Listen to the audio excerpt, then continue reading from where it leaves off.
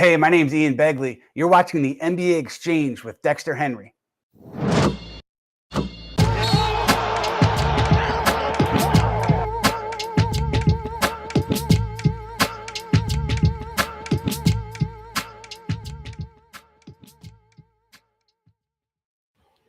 What's good, everybody? Welcome to the Monday edition of the NBA Exchange. It's been a while since we've been here. I was a little sick last week. I had a little sinus issue going on, but I'm all good. And we're supposed to have my guest that's on today. She was supposed to join me last week, but she is able to join me today. And I'm so glad to have her. This is her second time on the show. Jael Rucker of 1:37 p.m. She is a fantastic sports journalist and entertainment journalist, and she is a really dope digital NBA series that we are going to talk about today. Jael, you joined me again. How are you doing, sis? Good, bro. Thank you for having me. How are you? I'm good. I know we both had busy mornings, but I'm good. I'm good. Good to see you once again. So I wanted to talk to you specifically about, you've done a lot of stuff. I'm always watching your work, but you've been working on this NBA digital series. You put it out on Twitter. It's out on the gram, on IG. You do a good job with it. Talk to the people about it, how you started it, and what was your inspiration to get this done? Well, every week I put out like a NBA history video that I'm actually going to be kind of like transitioning as we get closer to playoff time and then afterwards with like the finals and the draft. But it's just been primarily about like big events in NBA history that people forgot about. So like, for example, one of the first videos that I did was on the three-pointer that Tim Duncan hit in game 1 of the 2008, I think it was the first round series that they played against the San Antonio Spurs, played against the Phoenix Suns. And it's like, a lot of people were like, oh, I forgot about that, but that was a big moment when it happened. And so I just take different moments where it's just like, oh, we forgot about that. And I kind of do a throwback. So that's what I've been doing. And I've got a couple other videos that are coming up, but I'm going to be transitioning the series to more of the current event of what's going on when the playoffs start. So I'm excited about that. I'm excited about that. See, one of the things I've actually liked, Jael, is that I love that you do a lot of stuff that people have forgotten about, or little nuances into stories that people may not have actually recognized. But I was thinking, as I was thinking about doing this interview, I said, you also probably have to be learning a lot while you're creating these videos, probably finding little things and details that you haven't learned. Do you learn a lot, creating these videos, even though you know that people are going to find out all these things as well too? Yeah, I mean, I do. And some of it's also things that I also knew already. And then I forgot about it. I was like, oh, I forgot this happened. Like, it was just, it's cool. It's a cool experience. And I have to shout out the editor that works for 1:37 p.m. that puts together pretty much all of my videos. He's done every single one except one. So his name is Benjamin, or we call him Benji. So shout out to Benji because he really does a great job. And we work together perfectly. Like, it's just, he completely understands my vision, and I think we make it happen. So yeah, shout out to Benji. He does a great job on it. yeah. And how are you inspired, like coming up with the ideas for this? That you're like, hey, I want to do this. That's really obscure. Like, there was one video I'm thinking about you did where you talked about the quickest player to foul out in NBA history. So it's a very obscure thing around the NBA, but it was something you thought about. How do you find the stories that you want to do and you want to tell in this format?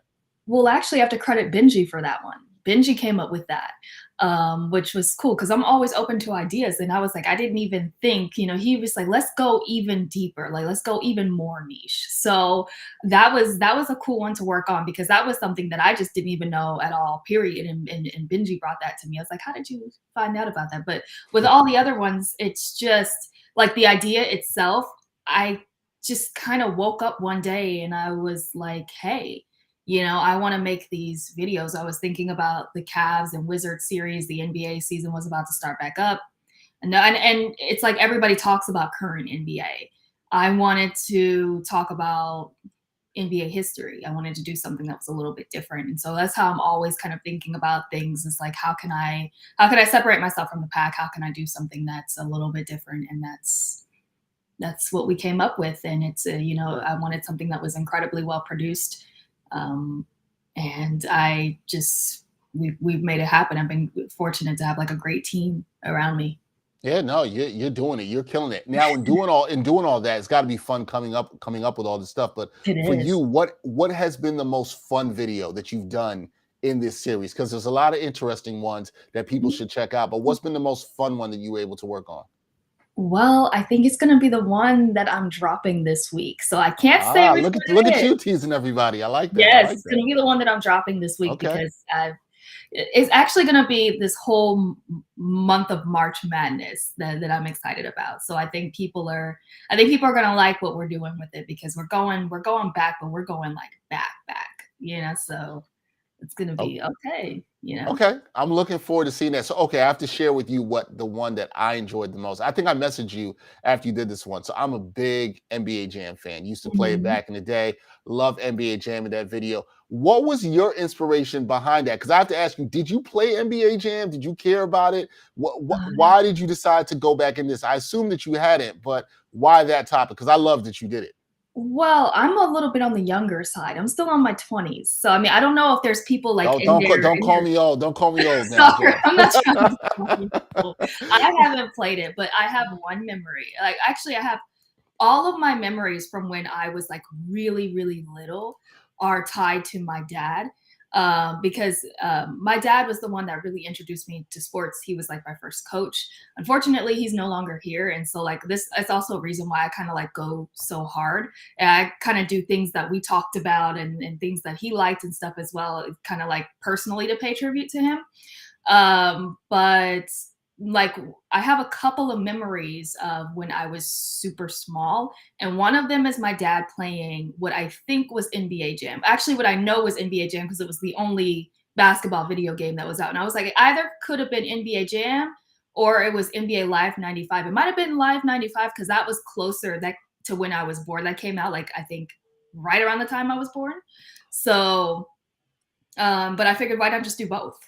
So Now it's dope, and you've gone back into other stuff. You did NBA Street. You took a look back at mhm. that, which was really dope. So you've taken it out of not just basketball, but how it's connected with other things, video games, that etc. I Yeah. really appreciated Jam because that was my favorite game growing up as a kid. I love the Yes. game.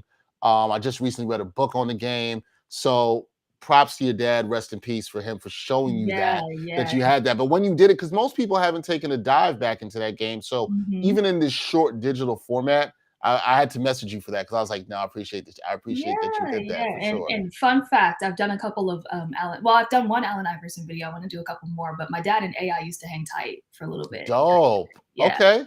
That's dope. AI is one of my favorite players too, so it's Yeah. always good. So I got to ask you this because, us as both content creators, journalists in the space, we're watching the NBA. We've seen the NBA has grown rapidly on social media. And then some Mhm, people are concerned that it's got this growth on social media. People look for content like what you produce, what I produce, mhm. but it doesn't translate with the ratings. Do you think it's a good thing that the NBA is such popularity in social media and that people are looking for content like yours? And do you think that takes away from people watching from the games at all? Um, I I mean, I think it is a good thing. I think that it was I know ratings were something that, like, the NBA kind of struggled with a little bit before LeBron went to Miami. I know there was that period because it was like the Eastern Conference was just they called it the Leastern. It was like the Western Conference was viewed as the more dominant, and it was, I know like the ratings were really struggling kind of around that time, and like around the time that LeBron went to Miami, that's when it started to pick back up. But that was also kind of around the time that social media started building. And so I think it is good. I think it capitalizes in a way that um I think it creates the conversation. Like, you're now, because of social media, nobody's ever not going to watch the NBA. And when it comes to ratings, I think somebody brings up a good point is I know for me personally, I don't really watch a whole lot of games, like, from start to finish. I'll have it on and, like, as I'm working or in the background, but in terms of, like, what I'm making a point to watch, I don't really, like, commit to every single game until the playoffs. Like, right now, I will admit that I'm not gonna be watching hardly any NBA these next couple weeks because 'cause I'm gonna be focused on March Madness. So, um, that's just kind of how it is, but I don't really, like, lock in until the playoff time. And I think, Yeah. yeah. And I think unless you're a diehard or you're really, a Mhm. beat reporter or that kind of nature, Jail, I don't think a lot of people do, which is Yeah. a whole nother argument or discussion we could have on whether the season should be shorter, right? Because people Mhm. might focus more if there's less games.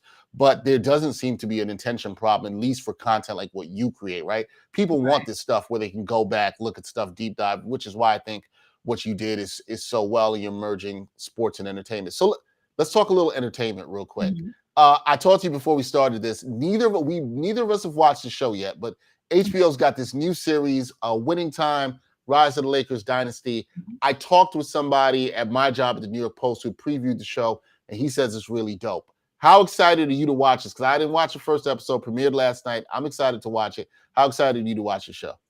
I'm definitely excited to watch it. I'm hoping to catch it, probably if not tonight, then like sometime tomorrow. It's gonna be probably one of those things like these next couple of weeks where like because it's happening during March Madness, where it's like I might have to catch it later. So, but I'm excited. To learn the history of the Lakers, because I know that a couple people on my team have started watching it already, and they said they love the way it's filmed. It's filmed like it's old school, like it's like it was through a 1980s video camera, and so that's definitely exciting to me because it needs to be something that stands out, because this is a story that's been told before. Mhm. These are documentaries that have been made before. It's like, so I'm interested to see like, okay, what's going to separate this one from all the other Lakers documentaries like that.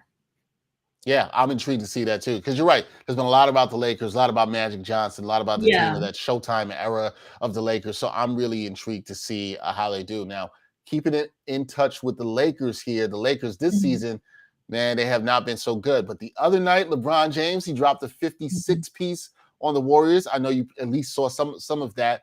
Do you think the Lakers can turn it around? Can that spark the Lakers to be any better for the rest of the season, or the Lakers cooked and they're done? I don't know. I mean, LeBron's been known to do the unthinkable. I think when you get LeBron into the postseason, which I do think the Lakers will make, even if it's by way of the play-in, anything can happen.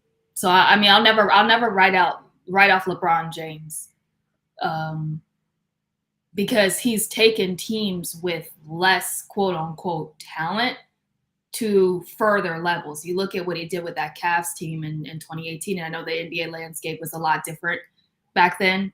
But they were not supposed to beat the Pacers. They were not supposed to beat the Mhm. Raptors. They definitely weren't supposed to beat the Raptors.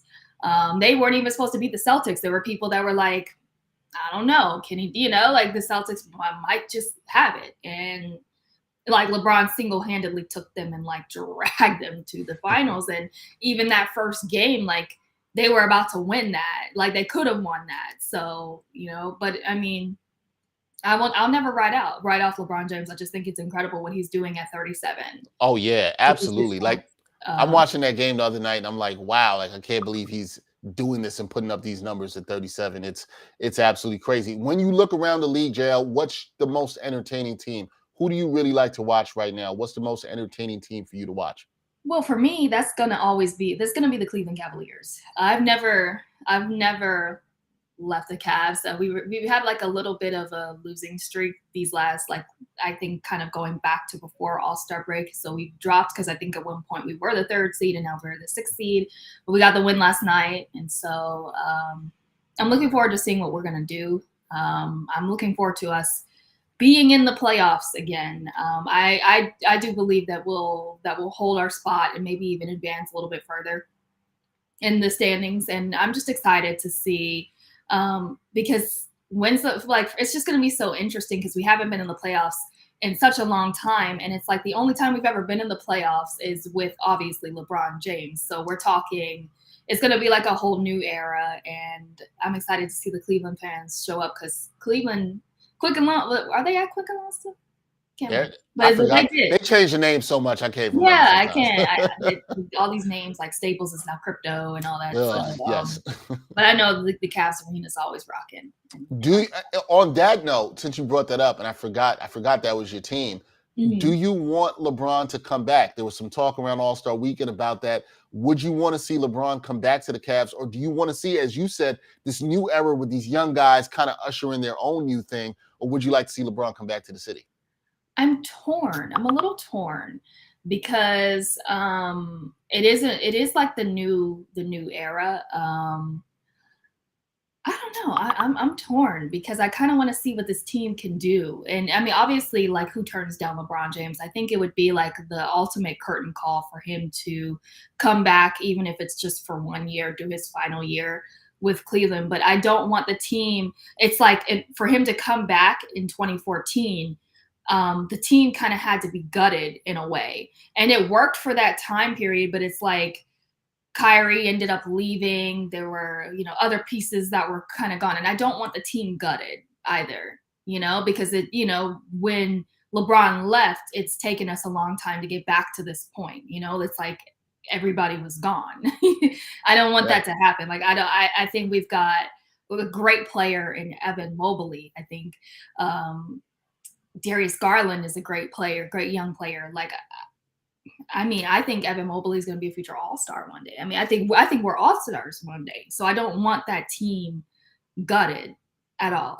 Yeah, no. I hear that. It's not about the sentiment. It's about keeping what you can have going for the future. Yeah.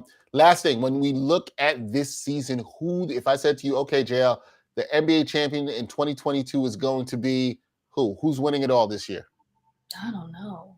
I mean, is that wide open, right? I know it's crazy. Is that wide open? Yeah. Wide open because you could look at the Golden State Warriors, who've got the number 2 seed in the Western Conference, at least the last time I looked, and they've been struggling. They've lost several of their last games. But Phoenix is number 1, but there's the issue of Chris Paul. Is he coming back? I have no idea. Don't feel bad. A lot of people out here can't predict. I don't know. I can tell you, I felt good about the Warriors a couple months ago. Now it's like, I'm with you. I don't know. It's not bad. All right, let the people know what's next for you. You told me the NBA digital series that you do, it's shifting. You're going to be doing more current things that are going on with it. What's next for Jael Rucker? Tell me. What's next for me? I'm going to be doing a lot of March Madness stuff this month. April's going to be playoffs, Wnba Draft, and then we're also going to have a lot going on with the WNBA. I'm hoping to get out like this.